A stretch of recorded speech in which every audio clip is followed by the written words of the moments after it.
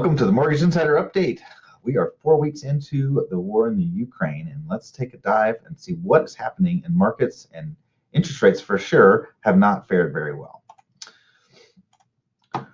So we're going to take a quick look at the Freddie Mac Mortgage Market Survey. They do a mortgage survey through lots of mortgage companies across the entire United States and blend it together for top tier, highest credit, largest down payment type borrowers. But on a week-by-week basis gives us a trend.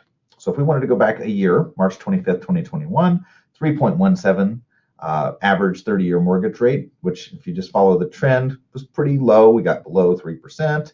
But if we just go back as short ago as Christmas, or just before Christmas, December the 23rd, average 3.015 or 3.05% 30-year mortgage has ballooned to this week 4.42%.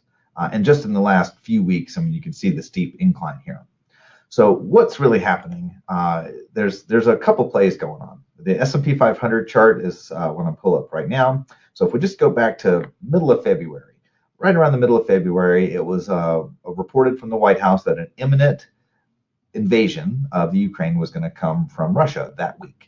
It didn't happen right away. It was delayed a little bit, but we are now 4 weeks into this war in the Ukraine. And initially, stock markets pulled back significantly. So as stocks and equities sold off, we had a huge drop off. It did level back up, fell back down as the war just increased in intensity. But just in the last couple of weeks, the stock and equities have actually come back up a little bit. So contrast that with the 10-year U.S. Treasury bonds. This is the government debt.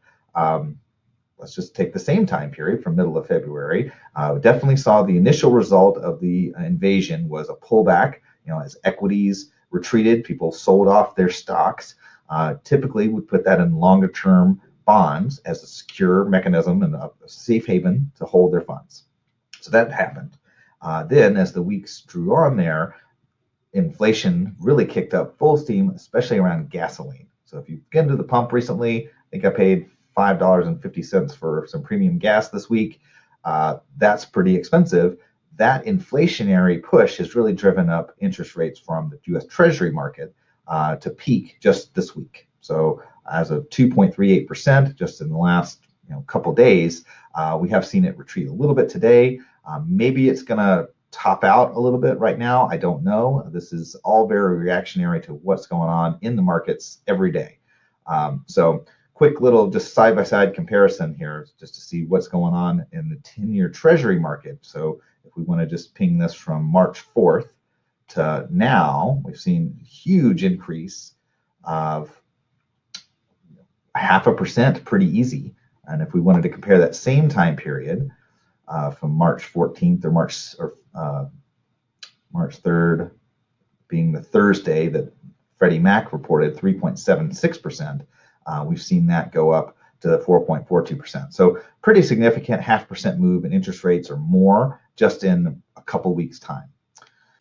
So this is right in the middle of the spring selling season. We really feel like the market's starting to come together with listings coming on the market. That might mean for some sellers that there's some competition. You might have another house similar to yours in the same area. So that competition could be healthy. We could see a pullback as far as pricing is.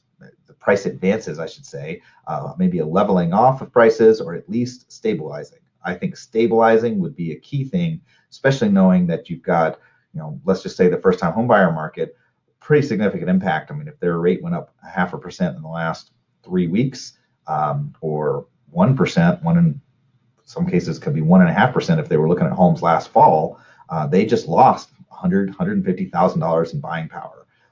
What is that going to mean? It might mean they need to get a cosigner now, and they were unwilling to do that before. They have to wait and save more money for a down and rent for a little bit longer.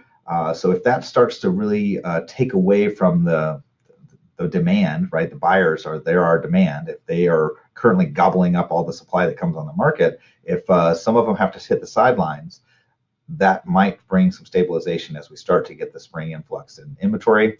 I definitely want to see strong prices in our real estate market, but we'll see how this plays out. All right, so until next week, have a great one.